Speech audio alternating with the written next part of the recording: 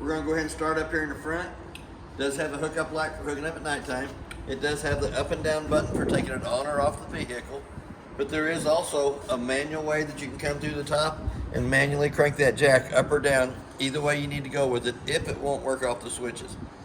It also has two 20-pound propane cylinders. Arrow on the regulators pointing towards that one over there shows you green inside the eye. As soon as that tank would happen to come up empty, it's going to turn red inside the eye. If the other cylinder's already open, it'll automatically pick up from this cylinder here, so you don't lose your gas service in the middle of the night. Still going to show you red that the one it's pointed to is empty, even though it's picking up for this one here. Then all you have to do is flip it over to this side, take that one off, take it down, and have it refilled. So we're going to go back to that side there. It does have one new 12-volt battery on the front of the unit. Also has a battery disconnect right behind the battery. The battery disconnect's used in between long trips. If you're not going to use the unit, you can turn the battery disconnect off, and it will save all the 12-volt juice that's in the battery for the next time you come to the unit to get it ready to leave with it. It also has two holes on the bottom of the bottle cover rack with a bungee cord would go underneath the metal rack to hold it in place. But you also have the quick disconnect at the top so that you don't have to take the bottle cover off every time you want to get into the cylinders to open them or close them. So we're going to slide it back over there. We do have the 3 LED strips on the front of the unit. I'll have to show you more about that on the monitor panel when we get to the inside.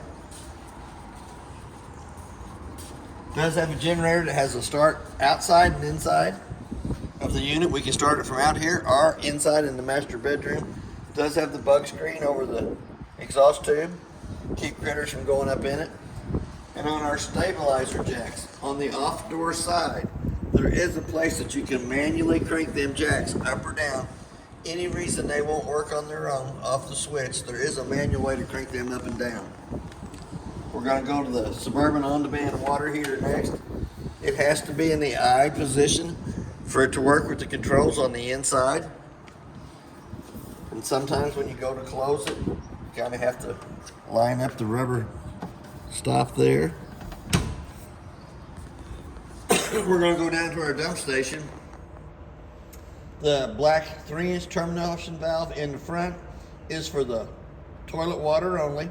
The gray valve in the back will do the kitchen sink, bathroom sink, and the shower water on this unit. Sewer hose goes on just like the cap does. We have our 2 low water drains up underneath this side of the fender skirts. There's a red and a blue side of that. The blue is the cold side of the water system. The red is the hot side of the water system. We have our freshwater tank fill. Fills up at the top. Does have a 2-inch white valve right in front of the axle on this side over here for dumping it.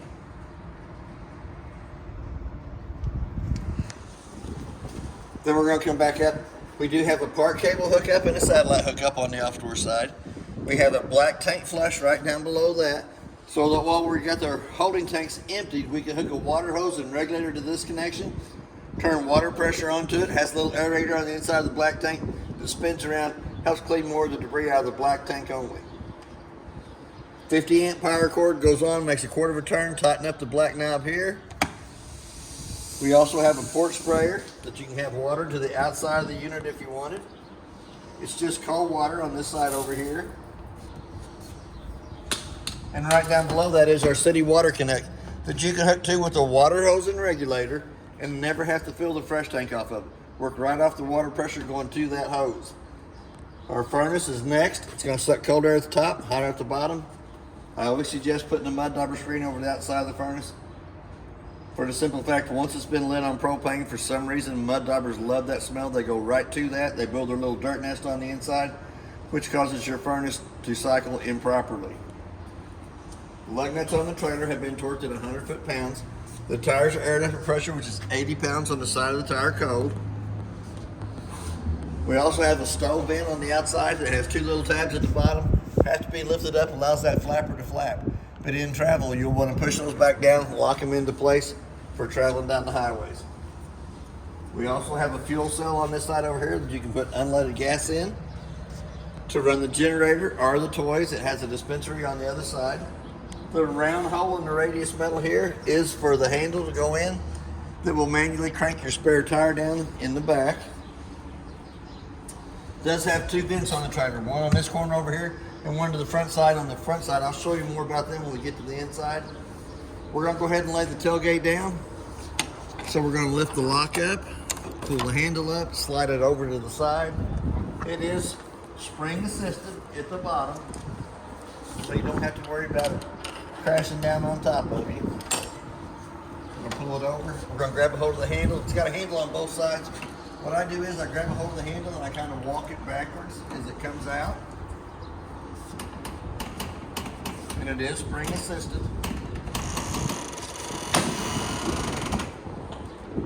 Once it's all the way out, it can be used to take the toys up in. Pull the pin on this cable here. We'll let it come all the way down to the ground. Or we can use it for a party deck. So it's got straps that hold it in place. We're going to undo the straps. We're going to lift up on the tailgate part of it, fold it out, slide it up sideways. We're going to bring it back to the connection here. We're going to line them up, slide it in, and lock it into place. Same way with this one over here. Going to undo the straps.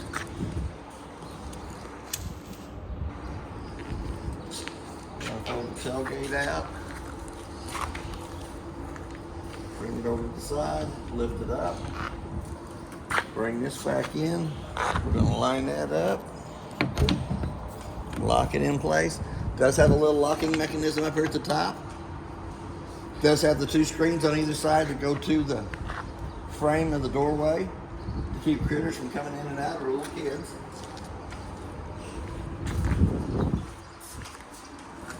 I think I've almost got to be the inside to get that on there.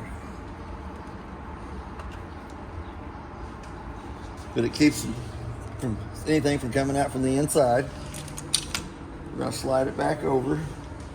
We're going to go ahead and break this down. It does have the sliding patio doors up there. They have a little strap on the inside that you can pull to open both of the doors wide open so you can get your toys in or out. So here again, we're going to unlock that. We're going to slide it out, bring it out, lay it down, fold it up. We're going to run the strap through the buckle here. Push it back in place. Come over to the side. Put that strap back in place. Here again, we're going to unlock it. Slide it over. Bring it down. Fold it up.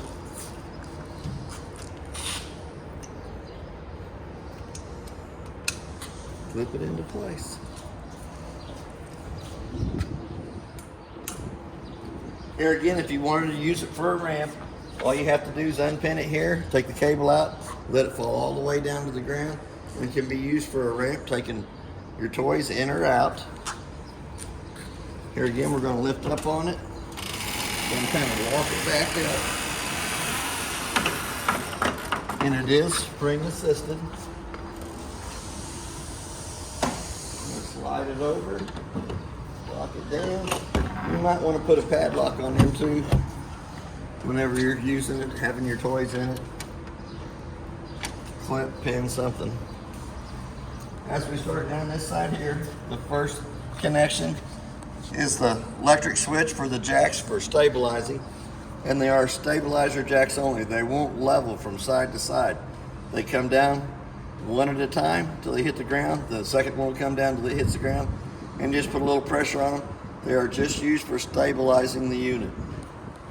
We also have a gas dispensing side over here where you can dispense the gas from this side that you put in the tank. Has an on and off button here, and it has a fuel indication that shows you exactly how much fuel is in the tank. Also has one of them little codes to the side that you can push that probably gives you a little better information than what I can. A little better English too, probably. We also have the two outside speakers out here. I'll show you more about that when we get to the stereo on the inside. It does have a part cable or antenna hookup on the outside and a 110 outlet to plug it into. The top up here is the vent. It's like on the back side of the unit. but it is in the open position. I'll show you more about it when we get to the inside.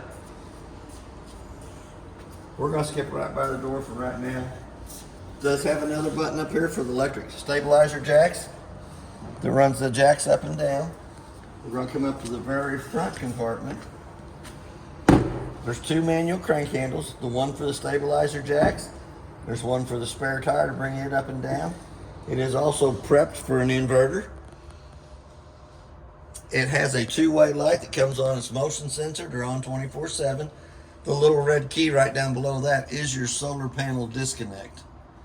Right down below that is your solar panel digital readout. It shows you what the solar panels are putting out to the battery. And it is also prepped for a tire monitoring system on this side over here. So I'm going to go ahead and shut that back down. We're going to go back to the front door. The steps have a bar in the center that you pull out, kind of let it fold down. It does have another bar underneath the bottom step. You don't want to get your hand pinched in between there, so you're going to go ahead and grab the bar, bring it out, and set it down. We also have the handle, assist handle, out here that will come out and assist you getting inside the unit. Front door does have a holder on the side of it that holds it open while you're inside the unit. So we're going to walk up in the unit itself. We're going to turn the set of lights on right above us. We're going to come back down to the monitor panel. The monitor panel, you can check your battery operation, show you how much voltage is in the battery. We're going to show you the fresh tank still got water in it. We're going to go ahead and run the Suburban on-demand water heater. And black tank 1 is your toilet water, shows you it's been filled and emptied. Gray tank 1 is your kitchen sink, bathroom sink, and shower water. Black 2 is not used in this unit, or is gray 2 is not used in this unit. It does not have the second bathroom.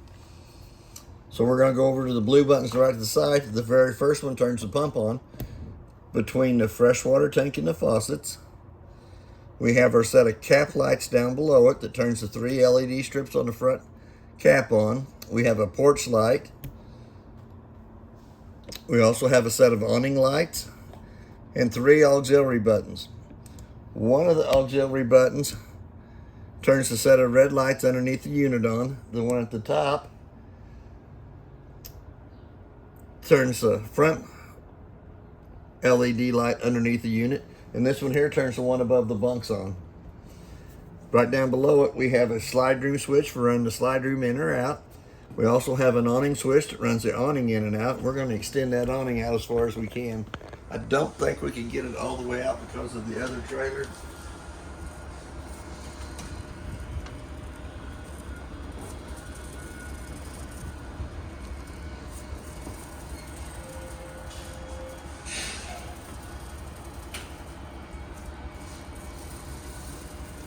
Yep, that is the skirt hanging straight up and down. I'm gonna have to crank it up just a little bit.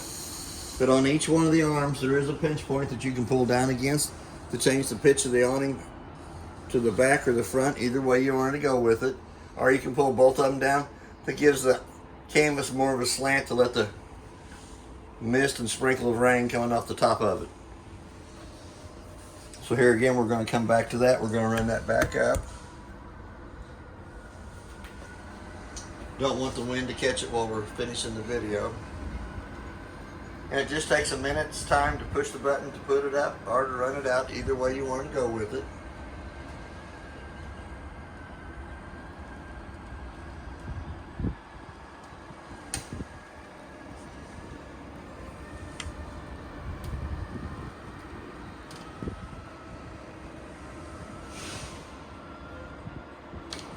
There we go. So we got it back in. We're going to go ahead and leave the pump switch on. I'm going to open up the kitchen sink, take the stopper out. We're going to turn the water source on so that we can actually see the Suburban on-demand water heater working. So we're going to turn the water pressure onto it. Automatically, you have the little sprinkler on the left-hand side that shows you there's water coming through the faucet. You have the little fan in the center showing you that there is water circulating through the hot water heater. And then you have the little flame on the right hand side that shows you that it did light on gas. Then as you can tell, the water temperature is going up. It's the hot water here demand is called for. And it'll just go up to 122, but it still shows you all the little categories underneath it, the sprinkler, the fan in the center, and the flame, showing that it is lit. So we're going to turn the call for the water to go back off. Still showing that it's kind of circulating through the hot water heater, and then you'll see the temperature start coming down on it. It has a button below it that you can turn it from Fahrenheit to Celsius. We always leave it on Fahrenheit. You can run your temperature up or down with your up and down arrows.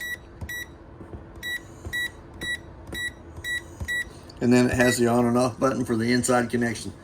But before this works, the connection on the outside has to be in the I position instead of the O, so that when you come in here and turn it on, it'll run the display on the inside. Also has a carbon monoxide LP detector down at the bottom that gives you that little annoying sound. And a fire extinguisher right by the door. See, it's annoying. And then I was talking about them outside vents a while ago. It has a little handle you push in on, bring it in to close it, push it in, runs it out, brings air into the toy hauling area while you have your toys in here. So we're going to come right over here. We're going to push the button underneath the cabinet that turns the light on above us. This is our LED strip at the ceiling that you can dim out if you wanted to dim it out. It also has the bed lift to show you how to bring the bed up and down. There is instructions on the left-hand side of the bed frame that shows you which way you have to flip the little brass levers on the bottom bed to show you how to lift it up, or if you bring it back down, it'll bring it back down. But it's in the lift up position there. And then it has a switch on the wall that brings the beds up and down. We're going to go right above that. We're going to turn the thermostat on. Automatically, we're going to go to our fan speed, which is in auto, high, and low. We always want to go back to the auto position. We hit that mode button one more time. Do you see the little snowflake in the right-hand corner? We'll dial our temperature down for the AC. Automatically, it'll come on right here above us. And you can crank that back up. You don't have to have it at 55. It can be set at 60 or 70.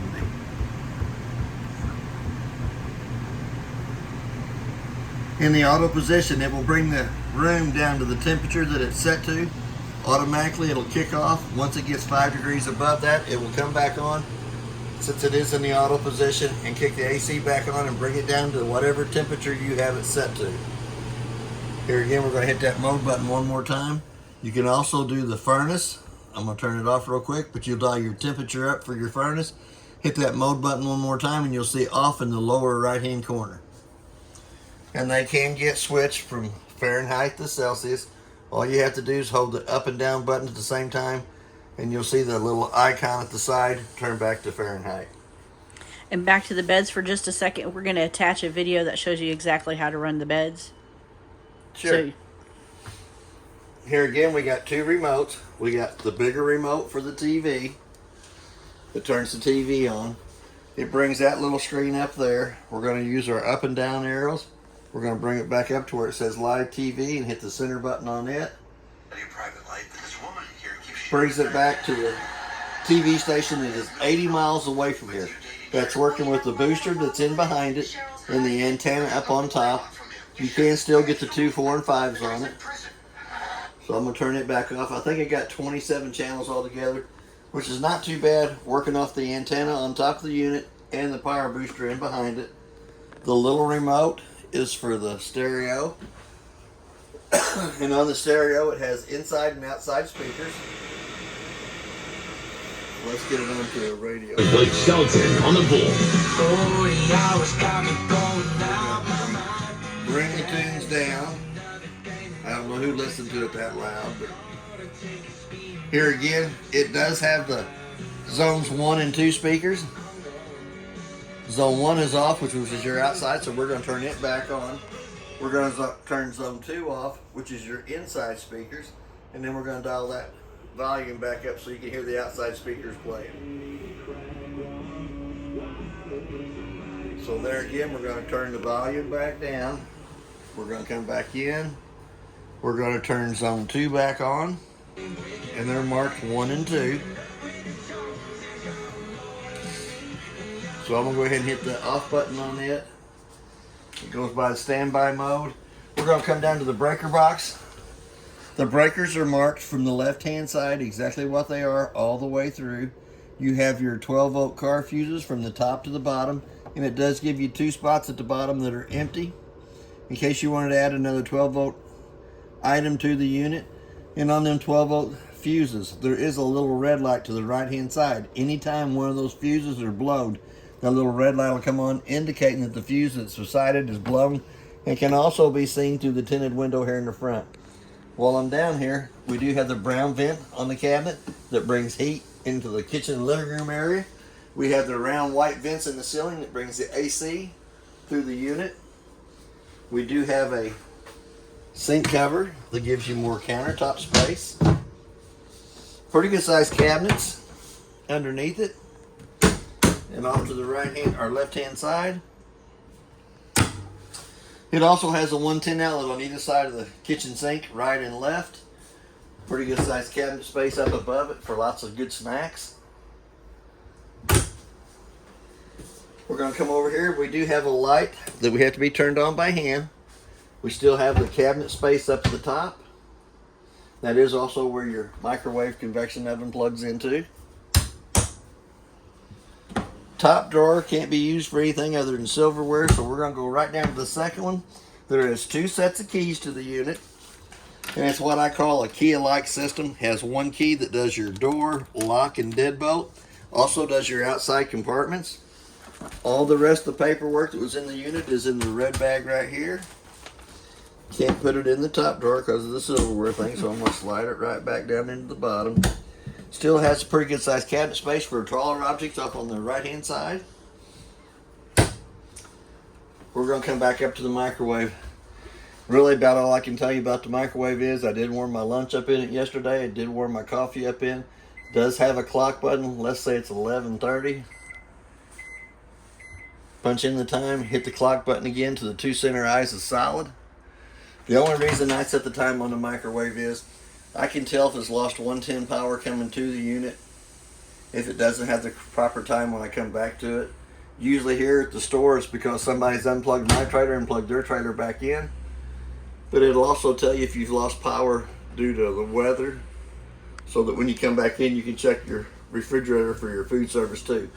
It does have a light for the stovetop for cooking. It does have a fan switch. For that fan to work properly, the 2 tabs on the outside vent have to be lifted up. Allows that flapper to flap, which, not that you burn anything, but pull smoke from the inside to the out. It does have a glass stove top that has to be lifted up 2 times up out of the way. It does give you like a little grease backsplash there too. It does have an on and off button on it, so we're going to turn it on. We're going to push down on the button to turn to the light position. And you have to let them burners burn for just a minute, because if you light them and let go of it real quick, sometimes it'll go back out. It has a thermocoupler on the right hand side of them that has to heat up the temperature before it's to stay lit on gas. It also turns the knobs red instead of being blue, indicating that it has gas coming through it. So we're going to go back through there and turn them back off. We're going to come over and hit the oven button on this side over here. We're going to plus it up a couple times on the 5. We're going to use the same knob on the right hand side to light it. So we'll push the button in. We're going to let it do its thing. It's got an electric igniter that lights it. There we go. Once we get it lit, you can let off the button. Let the pilot stay on for about a minute, which heats the thermocoupler right above it up. Once it gets turned up, then you can dial the temperature up, and we can bring the temperature setting on it up in 5 degrees at a time. And presto, the oven lights on its own. It also has a little fan in the back to circulate the heat inside there, so we're going to turn that back off. We're going to turn the oven button back off. We're going to turn the top stove button back off. It does have a pretty good sized cabinet space down below it. Bigger pots and pans. You want to make sure the griddle is cold to the touch of the hand before you lay the tempered glass back down over the top of that. Gives you more counter space. We're going to go into the refrigerator. Refrigerator has the controls in the very top of it. Turns it on and off. Normal operation. It does have a quicker cool down. You can dial the temperature up and down with the plus and minus buttons over here. And it shows you the freezer is at 1 degrees. Let's go and change it to 2. We're going to go back to the refrigerator setting that's at 35 degrees, and we're going to bring it down to 34. And then you just leave it alone, and it'll automatically bring the refrigerator down to the temperature you have it set to. But the on and off button is on the far left-hand side. Pretty good size space inside there for a refrigerator with the double doors. And it has a push button at the bottom that you can open the freezer section of it. Has a pretty good size freezer section in it too. We're going to give you the video of the bed stuff. Does have the second vent down here at the floor for the toy hauler area. We do have a 110 outlet on either side of the top bunk. Kind of hard to see them with the bunk up. And we do have a vent in the ceiling above the top bunk. And it does have a fan in it so that you can circulate cold air through the trailer if you wanted to out to the top. The light here at the top has to be turned on by hand. It's got a little push button in the center of it. We have another 110 outlet underneath this cabinet over here. And another light that has to be pushed. Push button in it. Does have the 2 recliners. And they can be strapped down to the toy haulers in the floor.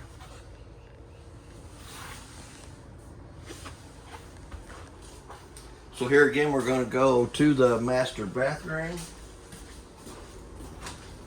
We're going to open it up. It does have a light switch on the wall that turns the light above us on. It also has a fan vent open. Since it's so far up here you couldn't reach it, it does have its own little switch that raises the vent up. Then it has a fan button that turns the fan on for pulling moisture out of the bathroom. We'll turn it back off and we're going to lower it back down. We also have our GFCI outlet to the right side of the bathroom sink. We have a pretty good size medicine cabinet. Here again we have our hot water on the left side, our cold water's on the right side. We do have the stopper for the sink. And it has pretty good size cabinet space down below. Extra chemicals, wash rags, towels. Sliding doors for the shower. They do have a rubber bumper that holds it in place. But here again, you got your hot water on the left side, your cold water's on the right side. It does have a button up at the top to stop the water from coming through the head. We have pretty good sized cabinet space to the right hand side of that. Lots of extra towels, blankets, wash rags, whatever you wanted to put in it. Now we're to the important part. If you take the 4 screws out of this bottom piece of paneling, accesses you into the back of the Suburban on-demand water heater, and it also lets you into the water pump that has a 2-valve bypass on it. One of the valves is coming from the fresh tank to the pump, has to be shut off when you go to use the winterizing side that is to the left-hand side of it for winterizing the unit. So it does have a 2-valve setup on the water pump. Doesn't have any valves on the back of the hot water heater. Does have to have antifreeze into the hot water heater. Go into the master bedroom. We've got a light switch on the wall. We have a second Dometic thermostat for running the AC in this area. There's the auto, high, and low. We hit that button again to bring it up to where it says auto on the fan. Hit the mode button one more time till you see the little snowflake. And then that will control the AC in the master bedroom. So here again, I'm going to go ahead and turn it right back off to where it says off in the lower right hand corner. There is a place for a TV up here. Coax cable hookup to hook it up to for the antenna. A 110 plug-in to plug it into. We also have a 110 outlet on either side of the master bed at the bottom. We also have a 110 outlet on the right hand side at the headboard of the master bed. Light switch here turns the decorative lighting above us on. The lights in the head of the bed have to be turned on by hand. They have a little push button in them.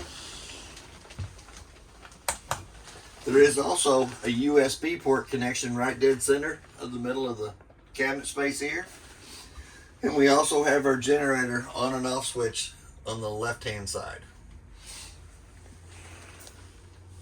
Round vents in the ceiling bring AC into the master bedroom. We do have a fire escape window on that side over there that's pretty self-explanatory. It does have a little red handle on the screen that loosens the screen from the window frame. Little red handle in the center goes all the way through the window frame for access on the off door side of the unit.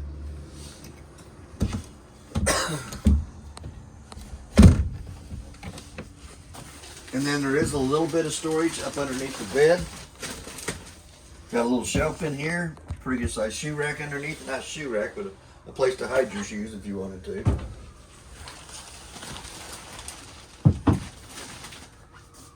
That is basically everything on your unit. It does have space above it.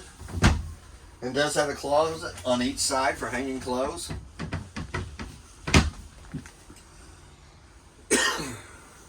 So there is quite a bit of storage space up in the master bedroom. Two ways to access it. You can come in and out through the hallway door, or you can come in and out through the door in the between the bathroom and the master bedroom. It does have a little clip to hold it in place there. We're going to make sure that the sliding doors are shut on the shower for travel. And that's basically everything. Well, I still ain't got everything. It does have a single foot flush on the toilet on the right hand side that you can push down with to fill the toilet with water.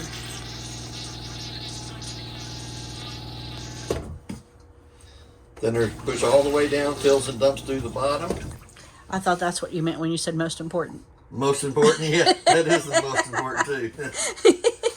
But that is basically everything on your unit. It's pretty cool that you don't have to get up to the fan to turn it on and off. It does have the switches on the wall in the bathroom. But that is basically everything on your unit. If you have any questions, I'll try to answer them the best that I can. Thank you for your time.